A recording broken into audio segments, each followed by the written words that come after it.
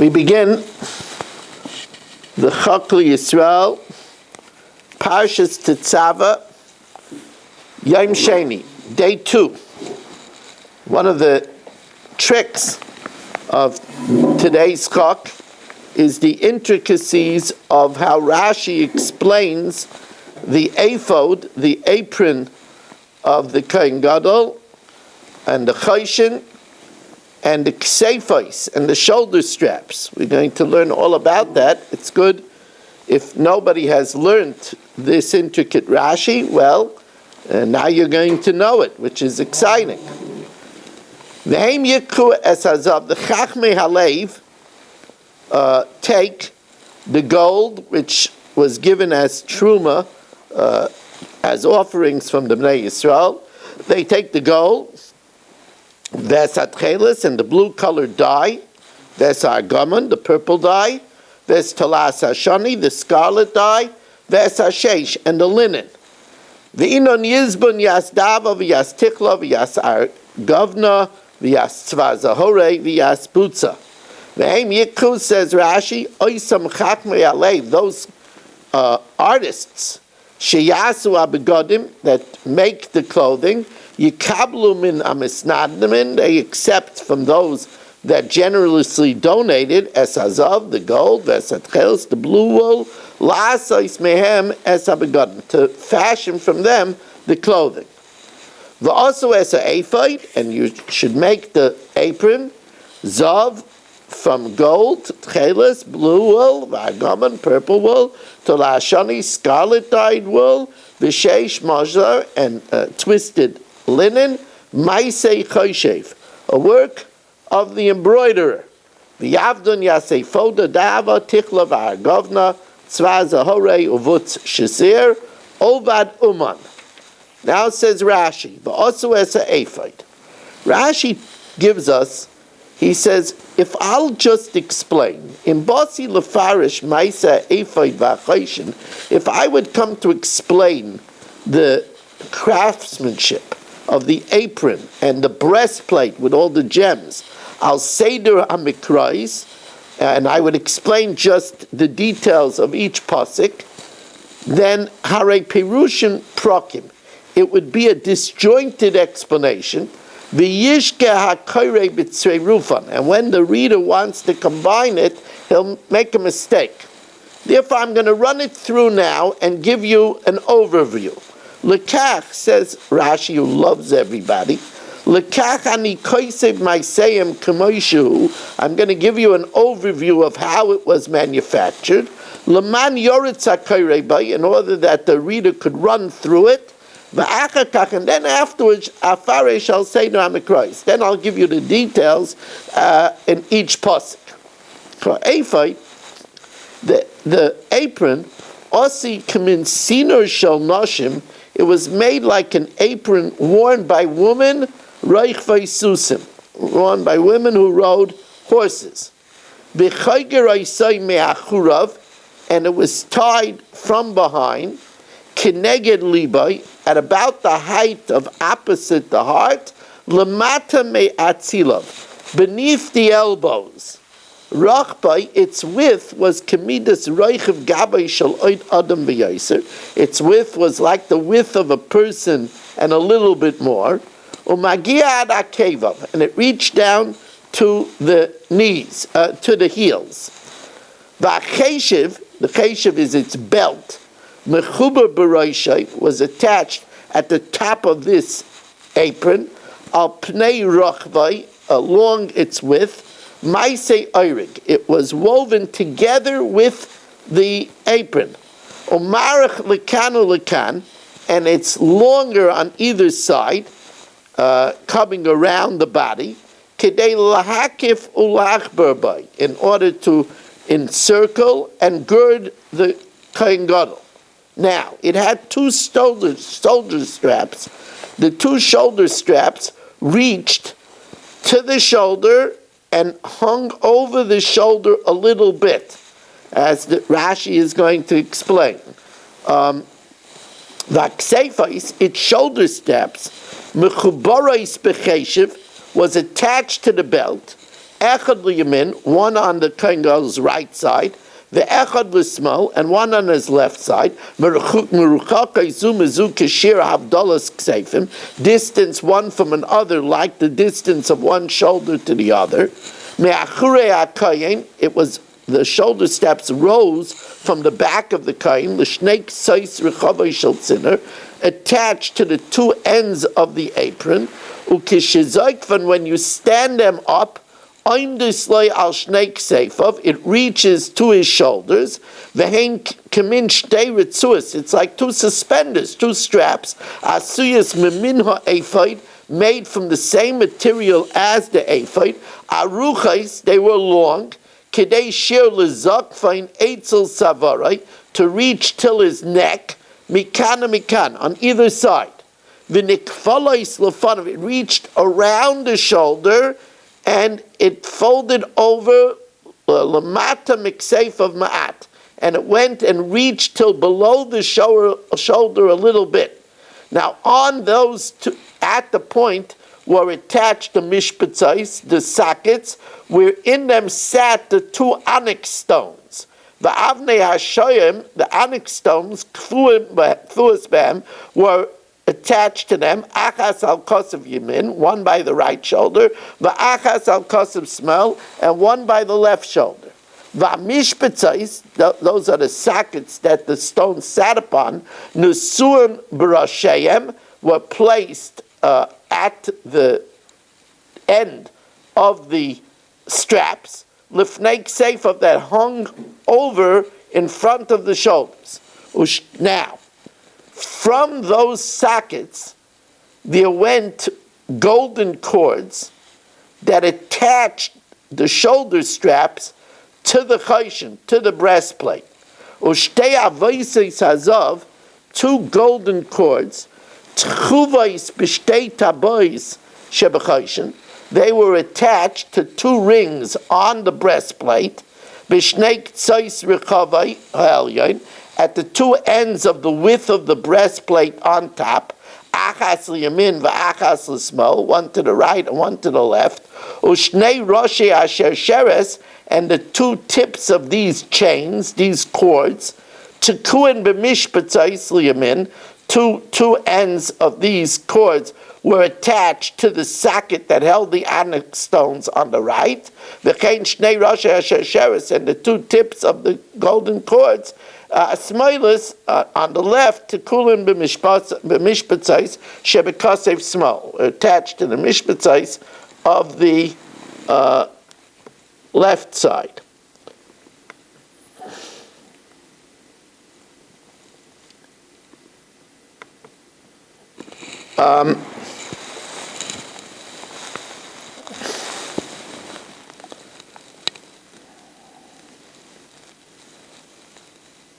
Nimsa hachayshin toli b'mishpatzais ephod. It comes that the chayshin, the breastplate, was hanging to the sockets of the ephod, alibai, on the kohen's heart, milafanav, in the front. Now, we also have to secure the chayshin from the bottom. Now, when we secure the chayshin to the bottom, it's going to be secured on the two sides, on the right and the left, with tchelis, with strings of blue dye, which went from rings on the breastplate to the back of the beginning of the shoulder straps. Let's see that inside. The od shtei tabais, there were two rings, b'shnei ktsois hachoyshin b'tachtisai, on the two corners of the breastplate, on the bottom of the square breastplate. U'kenegdam shtei tabais b'shtei ksefos ha'ephod, there were two rings on the shoulder strap where they started from the belt in his back, milmata b'roisha atachtain, on the bottom, at the other end of the straps, hamachuber b'cheshiv, which was attached to the belt. The tabas ha'chayshin, and there were rings on the chayshin, el mul tabas ha'ephod, they were opposite, in other words, in the body of the kohen. It was on the same height of the kohen.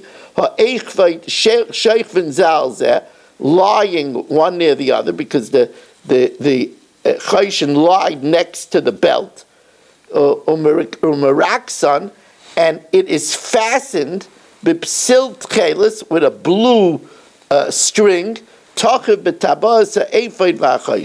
which was attached to the ring at the bottom of the shoulder strap in the back, and the ring, the bottom ring on the right and the left of the breastplate. And this way, it was secured on the top and the bottom. That the bottom of the choshen dovuk l'chayf sheva ephod was now secured till the belt of the ephod. V'lo nod, it shouldn't be flapping. V'nivdol, and removed from the kohen gadol's body. Hoylech v'chayzer, flapping back and forth. This was a run through, Rabbi say. Now, the material. Wow, it's already 11 minutes. We're gonna.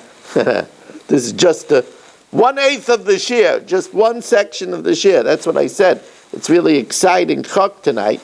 Zov tcheles v'argaman tolah shani v'sheish maser. Now here Rashi tells us that the threads were actually spun of 28 small threads. And part of this was a very interesting thing. They took the gold and they pounded it, and then they sliced it into little thread-like pieces of gold. And the thread was shot, the gold was shot into the rest of the thread. So Zav, Tcheles, Vargaman, Tala, Shani, V'sheish Mazda, gold, blue wool, purple wool, scarlet wool, and linen. Chamisha minim halalu, these 5 substances, shazurin, were spun b'chol chut v'chut. Every thread in the garment had all 5 of these materials. Now, how did the gold get introduced? They would pound the gold, kimin tasim dakim, like very thin plates, and then v'koitzin psilameim, and then they would cut like threads from the gold.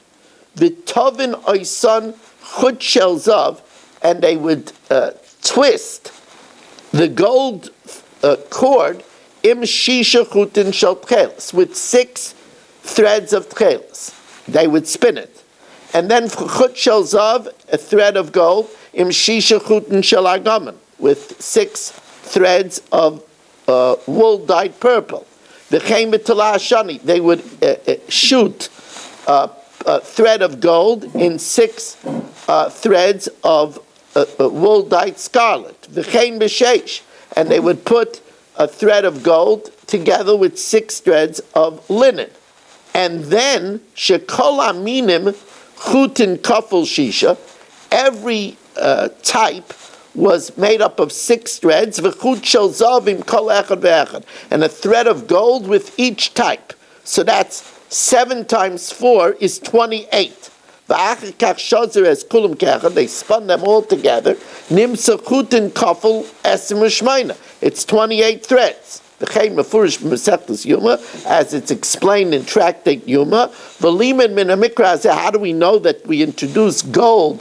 Because it says, "V'yaraku es pachei azav," they pounded the sheets of gold, the kitzeis psilim, and they cut threads, la'asais b'seicha tchelis, to shoot into the blue, b'seicha agaman, and into the purple, and into the scarlet, and into the linen. Lamanu shechut shel zav, that a thread of gold, shozerim kol minumin, was twisted with every type. Now, what does it mean, Maisei Choshev, the work of an artist, the work of an embroiderer? So this Rashi says, we've already explained this elsewhere, that when they made it, the detailing was so amazing that it was a panel on one side and a different panel on another side. It wasn't just that in the back you saw the back of the front. No, they were able to embroider it where there was a different design on either side. Says Rashi, Kfar Pirashti, She'arigas shtei kiros, 2 panels. She'ein suras shnei avreha doime zu lezu. The image on the 2 sides were not the same. Now the pasuk continues, shtei kesefos, the 2 shoulder straps, chayvros, were attached. Yirloi el shnei ketzaisav, it was at the 2 ends of the ephod. And the chubar, it was attached. It wasn't one piece with the ephod, but they did it separately and they attached it. Tartain kisvin malafafin yahoinle al train sitroi v'yis lafef. Says Rashi, shteik seifais, hasina milmata, the 2 shoulder steps of the apron from below, the cheshev ha'ephod hiach hagura, and the cheshev ha'ephod, the belt. What does it mean, cheshev? It means the belt. Utzmudolai milmala, and it was attached to it from above. Dugma sinar anashim, like the apron of women riding horses. Umigaboy shel koyin, and from the back of the koyin, hayumechoboris becheshev, there was attached to the belt shteik seifos, 2 straps. Kamin shtei ritzuas rechavos, like 2 wide suspenders. Achas keneged shel kol kasev, 1 corresponding to each shoulder. V'zoikvan, and he stood it up, and it reached al shteik seifosav, onto his 2 shoulders, achnik polis lefanav keneged achaza, until it looped over the shoulder from the back and reached towards the chest. V'al yedei chiburan l'taboi sachoshin, and how are they secured in place? They got attached to the rings of the choshin, with, as we said before, with avoisa zav, with cords of gold.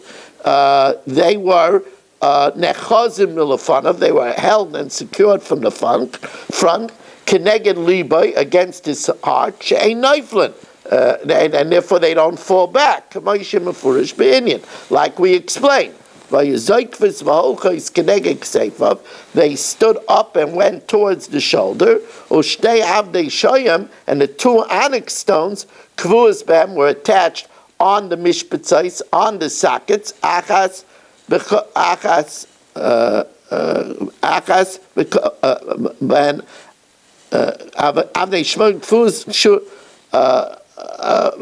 attached to them, achas b'kol achas, 1 stone in each shoulder step.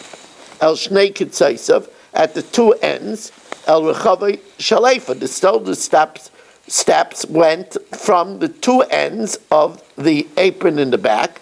Shaloya yeruchavei, the width of the ephod was only wide, keneged gaban shel kain, according to the width of the back of the kain. The gavai, and the apron reached ad keneged ha'atzilim, until the beginning of the elbows. Shekairin kudish, shenamar lo yakru bayaza. When you gird the ephod, you shouldn't gird it in a place of sweat, and that means not above the elbows with his sweat, and not by the hips with his sweat. Ein chagrim b'makom zeya, loy lamala me'atzileim, not higher than the elbow with his sweat, v'loy lamata mimasneim, and not below the loins, ela keneged atzileim, opposite the elbows, where there's no sweat. The chubar, and it's attached, meaning ha'ephod im oisen shteik seifos, the apron to those 2 shoulder slaps, ephod, yach beroisam, you should sew them, b'machat, with the needlework, lamata b'cheshev, low by the belt, v'lo ya'argem imay, it's not woven as 1 piece, el argem levad, you weave the straps alone, v'achakach mechabram, and then you attach them.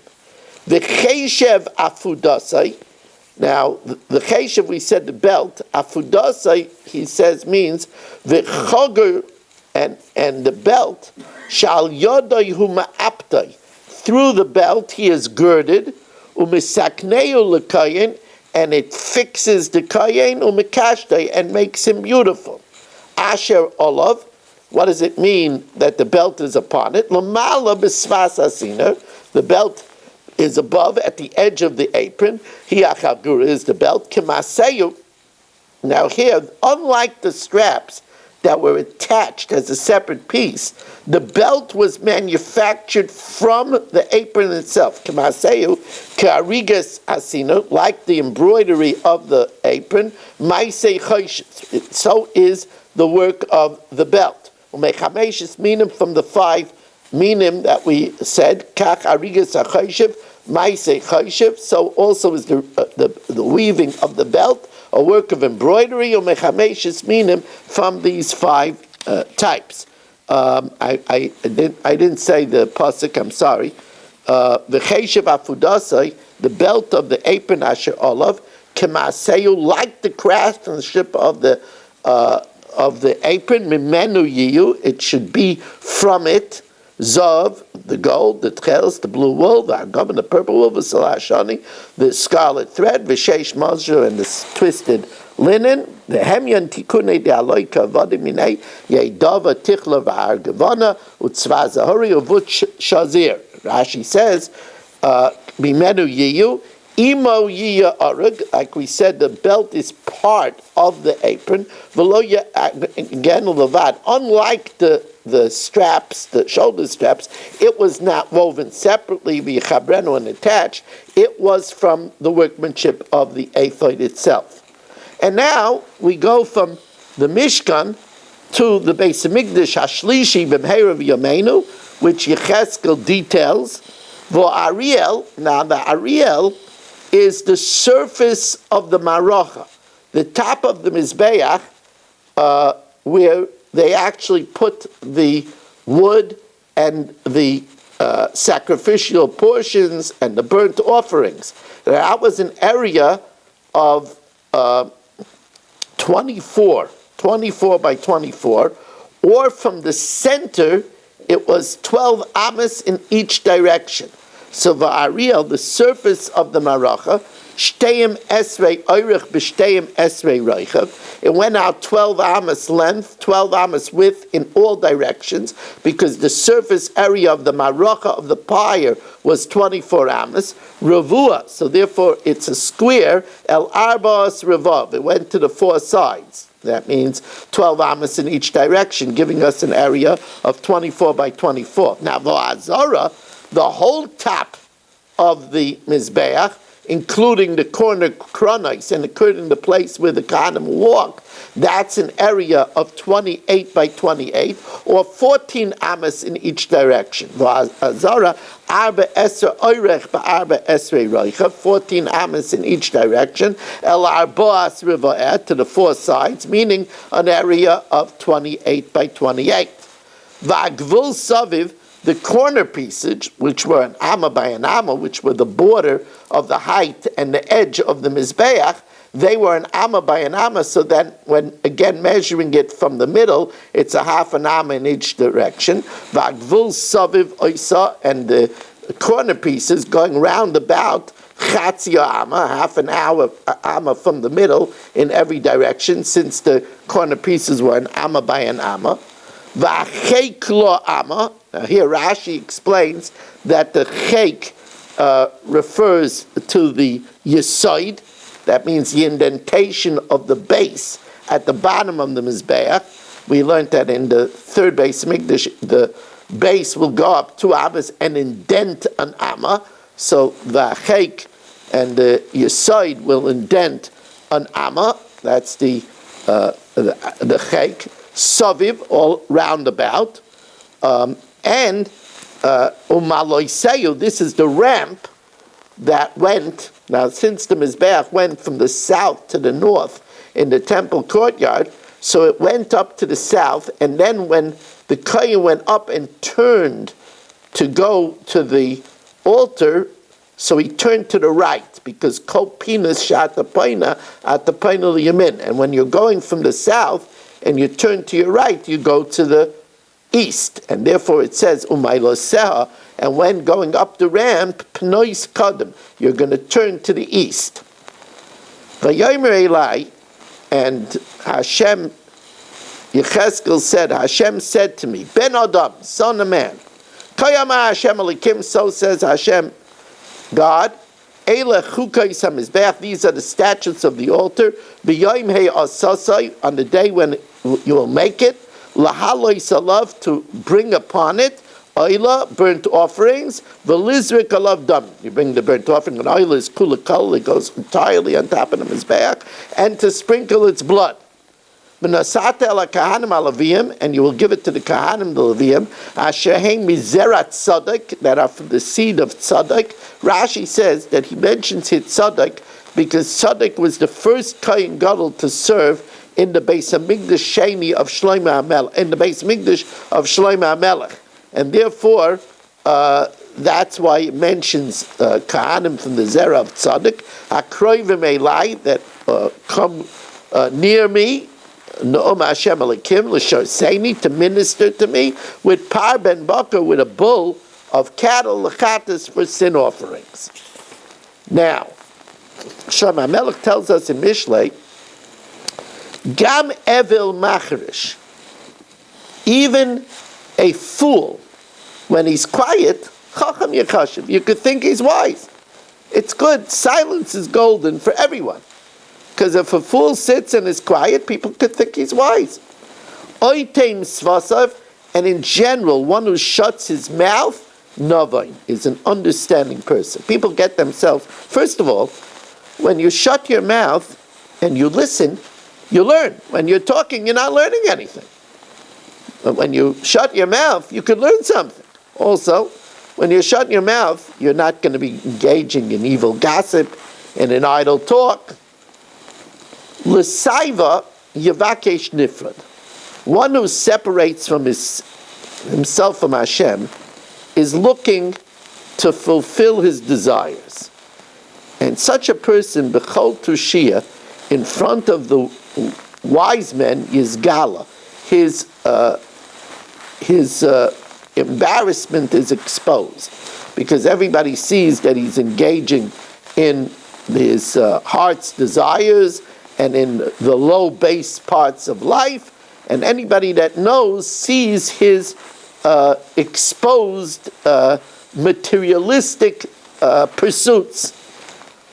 Lo yachboitz ksil besvuna. A fool doesn't want to engage in understanding. Kiyim bisgalois libay. Rather, his desires of his heart are exposed, that's what he's running after. We see what he's running after. B'vay Rasha, when a wicked person comes, b'gabuz, in his heels comes shame. V'im kalain, and when a person is involved in disgraceful things, such as adultery, Rashi says, and immorality, cherpa, there comes in its wings shame. And now, we learn the 20th parak of Masechta Shabbos. Now, Rabbi Eliezer, which we already learned in Rabbi Eliezer the Mila, Rabbi Eliezer holds you're allowed to even do preliminary machshirei oichel nefesh. You're allowed to do on Yom Tov even preliminaries. So not only are you allowed to do things to manufacture food, he says you could even make the keli, which you're going to need to make the food. And therefore, Rabbi Eliezer, you could suspend a strainer on Yom Tov, even though it means spreading it over a utensil, which is making a temporary oil, a temporary roof. But he says you're allowed to do it because you're allowed to even do machshirei oichel nefesh. Not only that, he holds v'noisnul latluya b'Shabbos. You could put food in a strainer even on Shabbos, because he holds that that's not the normal way to do it. It's not the normal way to put things in the strainer right before you eat, and therefore he holds you're allowed to do it on Shabbos. Now the Chacham argue on both things. The Chachamim ain't toilenes ha'mishameres b'Yom Tov. You cannot create a strainer on Yom Tov because that's machshirei oichel nefesh. It's a preliminary which you're not allowed to do even on Yom Tov. Ve'ein noisnu latluya b'Shabbos. You cannot put the food directly in a strainer on Shabbos because that's called boirer. It's selecting or meraket or sifting. Aval noisnu latluya b'Yom Tov, but you're allowed to strain it on Yom Tov where food preparation is allowed. Noisnu mayim al gabe hashmarim b'shvil sheyitzalu. You could pour water onto sediment in order to make mead, because over there you're not straining the water, and even though some weak wine comes through the sediment and it makes the mead, you're allowed to do that. You could strain wine since it's already wine, even though you're straining out the white pieces. You could do it with a shina using sudarin, using a turban, or bekfifa mitzvahs, or a palm basket. You could pass an egg through a strainer that only the yolk will pass through, and it should color the mustard. That the Rabbanan allow. And you could make the beverage known as a numlin. This was a delicious beverage of wine, pepper, and honey. Now, even though it's considered a big job to make it, this beverage, the Tanakama says you're allowed to make it on Shabbos. Rabbi Yehuda says since it's a big job, a Shabbos, because on Shabbos you could make a cup at a time, b'Yom Tov b'lagid, on Yom Tov you can make a bottle, or b'mayid b'chavis, and on the mayid you can make a whole barrel. Rabbi Tzadok says it's not a difference of Shabbos and Yom Tov v'chol mayid, it's a difference of how many guests you have. Rabbi Tzadok hakol lefi ha'orchin, it all depends on the guests. If you have a lot of guests, you can do it even on Shabbos. Now, there is a herb called asafoetida. Asafoetida is in the parsley family, and it was soaked in warm water for a medicinal treatment. And since we don't engage in medicine on Shabbos, because you might come to grind medicine, so ein shoyin as achiltus b'faishin, you can't take this parsley family and soak it in hot water, in lukewarm water, for medicinal reasons. But you could put it into vinegar in order to make a dip. The ein shoyin as a karshif shinin, you can't soak vetch. This is for animal food, to remove the chaff. Nor can you rub it to remove the chaff. But you could put it into a sieve or into a basket if your intent was only to store it, because there you didn't have an intent to sift it. You cannot sift straw for an animal to remove the chaff in a sifter. You can't put it in a high place in order to get rid of the chaff. You could carry it in a sieve in order to put it into the trough, since you didn't put it there in order to sift it, but just to transport it.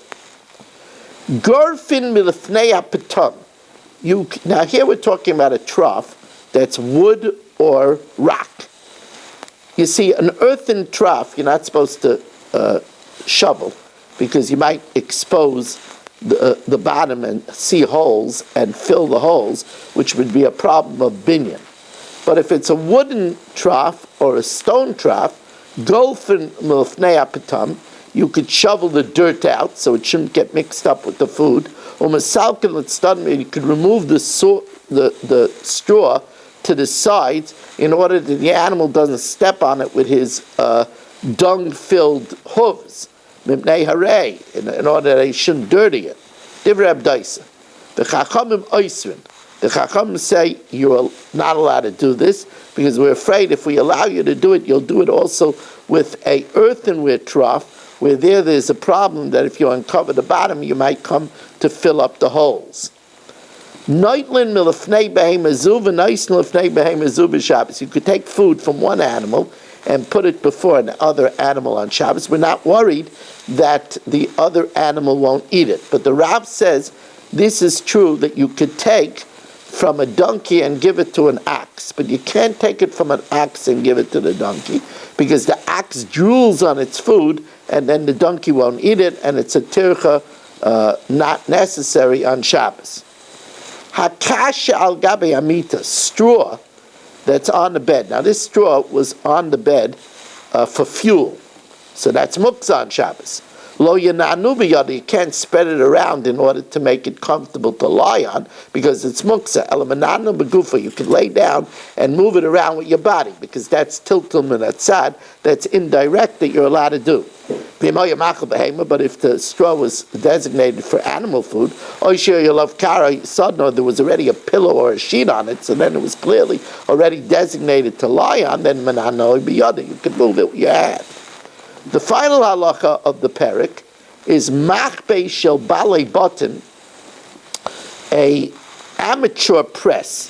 Now this was two boards, one on top of another, and it was secured tightly so that it pressed clothes. That was the olden day press. They didn't have steam. So if it's a amateur press, matirin, you could undo the press in order to pull out clothing on Shabbos. But you can't press clothes on Shabbos because it won't be good until after Shabbos, and you're not allowed to prepare on Shabbos for after Shabbos. But if it's a professional press, lo yigabai, because to undo it and open it, that's a tirchi yiseri that's not allowed on Shabbos. Rav Yehuda mutar be'erev Shabbos. If the professional press was loosened before Shabbos, then matiras kula, you could undo it v'shaimtai and take out the clothing. And now we learn from the Gemara. Now, since it's the day of Moyed, so our Gemara is a famous Gemara from Masechta Shabbos, Daf Kuf Mem. And I just will tell you that I already made a bracha.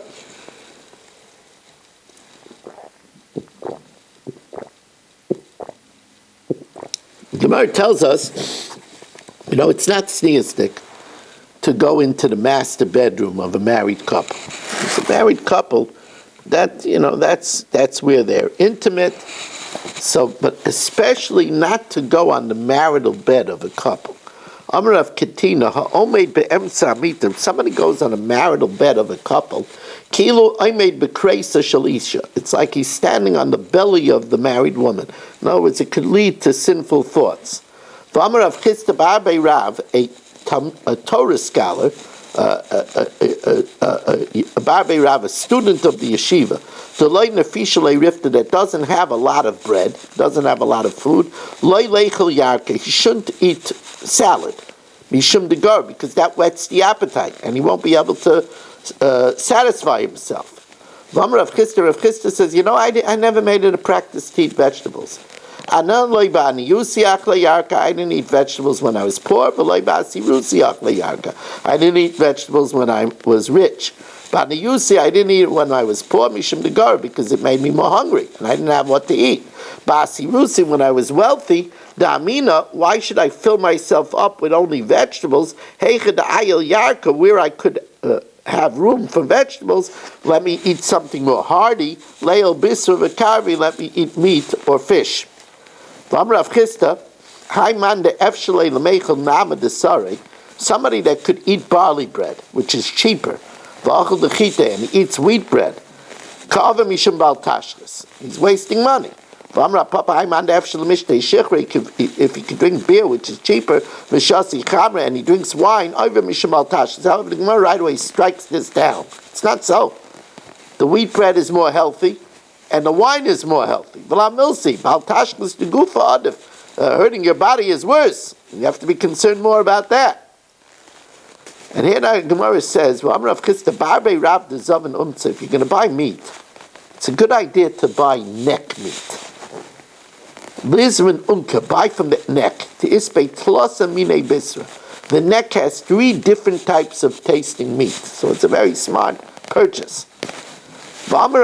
Chista Barbe Rav, a Talmudic student that works on a budget, and he doesn't have much clothing, he shouldn't sit on a new mat, because the new mat will rub out his clothing, to bechal your money, and since he only has one pair of clothing, he has to be very careful. A young student, he shouldn't send his laundry to his hostess to do it for him. He should do it himself. Why? It's not proper. Maybe she'll see a semen stain. Maybe he'll have a nocturnal pollution. V'asi lemiganya, and then she'll think poorly about him. Amalu Rav Chisda lebnasei. Rabbi used to say this Gemara. We should teach our daughters. Amalu Rav Chisda lebnasei. Rav Chisda told his daughters to have tznion ba'ape gavraychu. You should be modest in the presence of your husbands. Lo yiseichlu nama ba'ape gavraychu. Don't eat bread in front of your husbands because you might eat gluttonously and it won't be look nice. Lo yiseichlu yarka b'laylia. You shouldn't eat vegetables in the night; it'll give you bad breath. Lo yiseichlu tamrei b'laylia. You shouldn't eat dates like v'sisht and shikra b'laylia or beer because it's going to give you gas. And you don't want to pass gas in front of your husbands. V'lo yisifranun heicha demifnei gavraychu. They didn't have, in those days, flushing toilets.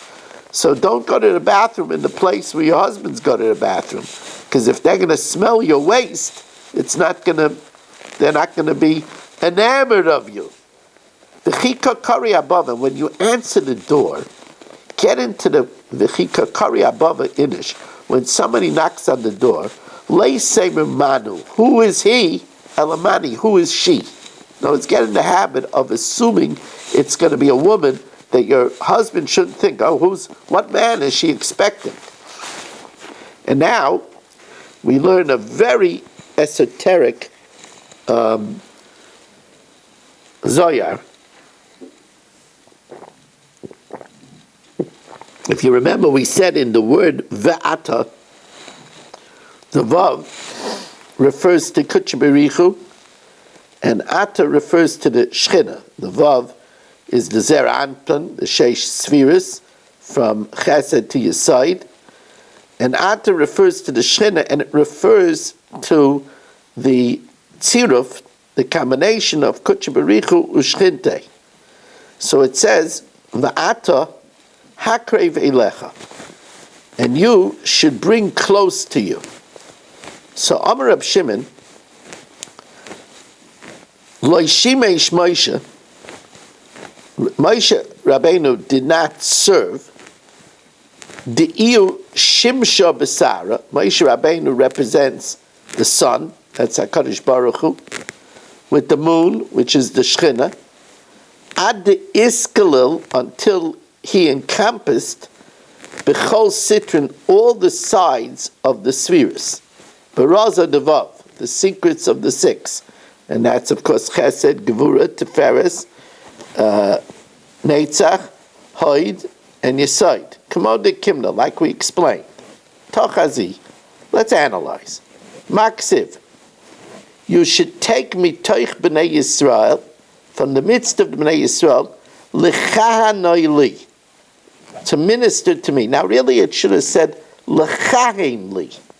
What's l'chahanoi? L'chahin li, like Siv, l'chahanoi li. Now, that means l'shimusha delay. It means to serve Moshe. L'shimusha de asda. L'chahanoi, that's the vav.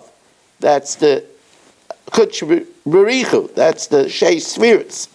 L'shimusha delay vaday. It means that to serve kuch berichu, which represents the zeranpin, the six spheres.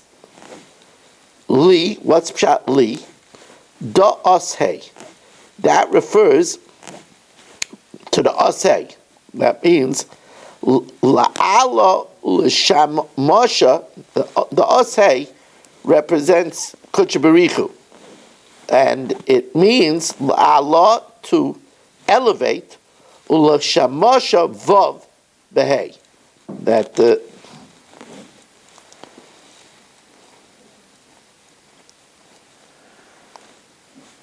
No, I'm sorry. I made a mistake. Sorry. It'll be to mix you up. The oshei represents the Shechina. So, li da oshei, that's the Shechina. La'ala, to elevate, u'l'shamsha vav behei. Vav is the zeranpin, is kuch berichu, with the hay, which is the Shechina. Lemeheve kula chad, to synthesize and unite them in one. Zakon inun Yisrael, fortunate is Klal Yisrael. The alu v'nafku, fortunate is Klal Yisrael, that they go in and come out. V'yadei beraza de orchei daraisa, and they know the secrets of the ways of the Torah. L'mahach ba'oirach shait, to go in the way of truth. Now, I just want to, as an aside, remind you that the Arizal felt that although we don't know many of the secrets which Reb Shimon Bar Yochai is explaining to us, he said it's important for us to learn this anyway because our neshama knows it. And it's food for our neshama. So even though we don't understand everything that we're learning, how we accomplish through this the synthesizing of Kutsha Berichu and Shchintei, but our neshama gets a lot of mazon from learning this. Mitoich b'nei Yisrael, from the midst of the b'nei Yisrael. So again, Reb Shimon Bar Yochai says, well, where else are you going to take the Kohanim from? From the Edomites? From the Philistines? So, Amai mitoich b'nei Yisrael. Why does it say mitoich b'nei Yisrael? Ela kol lo iskarev. This bringing near lemeheve chad k'dikoyos, that all of this should be one, and the yichudim should be accomplished. Ela mitoich b'nei Yisrael. It's only with the avodah of Klal Yisrael. This comes from what we call isarusa de lisata, the awakening from below. Da b'nei Yisrael kaimin latata, we are below. La'aftachas, this is so poetic. La'aftacha archen, we open up roads. Ulanhara shvilim, we illuminate paths. Uladloka butzinin, and we ignite torches.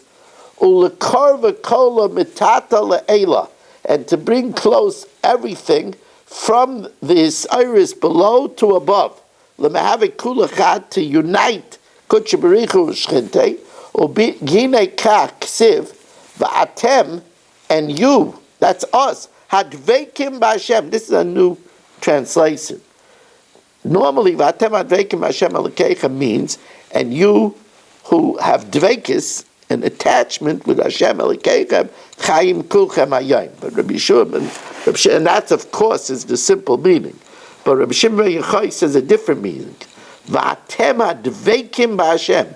You who caused this cleaving between Hashem and the Shechina, Chaim Kulchem Hayom. Amar Rabbi Shimon. Rabbi Shimon says that what's the lashon of karav? To bring close. Kola ihu kriva, all of these yichudim, these unifications, which are called kriva, lamandi yoda liyachta yichuda, it's for those that know how to create such a unification, ulamiflach lamare, and to serve the Creator. When the carbon is done correctly, with the correct thoughts, with the correct amounts, then the Kutsha Berichu and the Shechina unite as one. Unehiru the Anpin, and the illumination of all of the spheres, they are Ishtachach ba'alma b'bei makdasha, is found in the world, in the temple. V'iskafya v'iskasya, and is subdued and covered the sitra akra, the other side, the koich hatoma.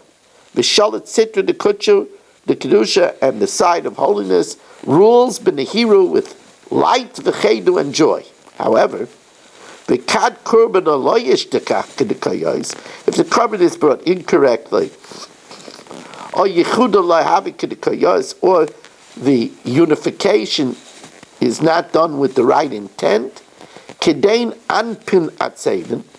in such a case, then the anpin, the all of the spheres is sad, and the unehiru lo yishtekach, there's no light. Viskasya siara, and the shchina is covered. Visholta sitra akra ba'oma, and the other side, the koyach hatuma, rules in the world. Begin the lo isman biyodo liyachta shma kadisha. There is no one that knows to unite kuchberichu shchinte kedikayos as is proper. Now here, the Zayar points out that Eve had a different experience than Avram and many tzaddikim. Many tzaddikim were tested by Hashem. Others, the Satan tests them. Eve wasn't tested by Hashem. Eve, the Satan didn't go after Eve, but rather Hashem told Eve to test. Hashem told the Satan to test Eve. Let's see this inside. Amrab Shimon, Eve. Hashem didn't test Eve when he lost his children and his property. He didn't come with a test,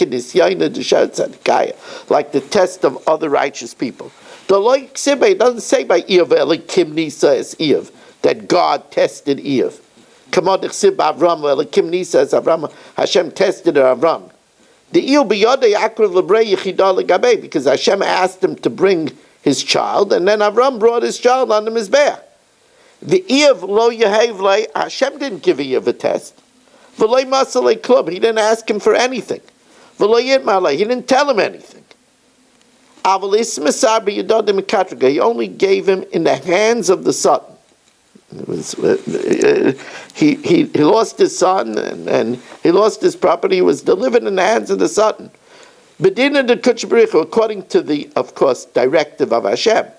The Iyul is the Iyul Asar Lahu Mekatrik Legabei. Hashem stirred the Satan against Eve. Even the Satan didn't try to tempt Eve. It was only Hashem's idea. Normally the Satan goes to try to tempt the person. Hashem, so to speak, sicked the Satan on Eve. Did you think about my servant Eve? It's a deep secret. Now, the Mefarshim of the Zayar say that although it's not explained here, but they say that Eve's carbon had certain flaws on a person on the level of Eve, and that's why it happened to him. We're going to talk about this in future Zayars. Now we learn the very practical Musar, again, driving home the lesson that a person, if he's forgiving and not exacting and not particular, but rather knows how to be mavater and look away, he will get much benefit. Shal Rabbi Kiva Rabbi Nechunya Agadol. Rabbi Kiva asked Rabbi Nechunya the Great, in what merit did you live so long? Did you enjoy such longevity? Amalai, he said, Miyamai like kibalti matanas. I didn't accept gifts. Gesayni matanas yechya. V'loyamanti al midaisai. And I didn't demand what was coming to me. I wasn't particular. I wasn't exacting. V'amru Rabbi Seina Zichron L'Vracha, our rabbi's a blessed memory, said, Rav Huna bar Yeshua Chalish, he got sick, and yet he had a miraculous recovery. V'amru, so the sages asked him, my chazes, what did you see that you merited this recovery? Amalahu, so he said to them, Hachi Amar Kuchberichu, Hashem said when I was being judged, Haya v'loy mukei b'milsa, since I didn't demand what was my due, I was forgiving. Like takimu badei, they won't be particular with me, and they'll let me live. Shenema naisei avon va'over al pesha, like we explained. Lemi naisei avon, to who does Hashem forgive sins? For one who is over al pesha, who looks away from that which was done against him. V'amar Rabbi Seina Zichron L'Vracha, Rav Nachman chafar tel echad. Rav Nachman was digging in a mound, and he found the body of Rav Acha bar Yoshia. Rav Acha bar Yoshia covers Sham. And he saw his body was fully intact after a long time. So Amalei, my hi, what's this? How could it be? So Amalei, he told him, I never stood on what was due to me. I looked to get away. I was mavater. And I never was jealous of people, because that's what rots the bone. The rot of bones is jealousy. Rabbi said in Zichron Levracha, famous Gemara in Tanis, Rabbi Eliezer, there was a drought. So Rabbi Eliezer, the great Rabbi Eliezer, Shiyar Lefnei HaTeva, he went and he davened before anybody, before everybody. V'loi nana, he wasn't answered. V'yard Rabbi Kiva went v'nana. Why? Not because Rabbi Kiva was greater than Rabbi Eliezer. V'yatzis Baskal v'amra, heavenly echo went, Mipnei Shezem Maver al Midaisav. Because Rabbi Kiva used to look away. And even if somebody insulted him, he wasn't particular. And now we learned that for the final discipline, we learned the Rambam in Hilchos Kriya Shema. Although we said you're not allowed to daven in front of feces, if you are higher than the feces, 10 tvachim, like 40 inches, or lower 40 inches below, 10 tvachim, you could sit where you are, as long as you don't smell it. Because you have enough space from the tzaya, as long as the foul odor doesn't reach you. If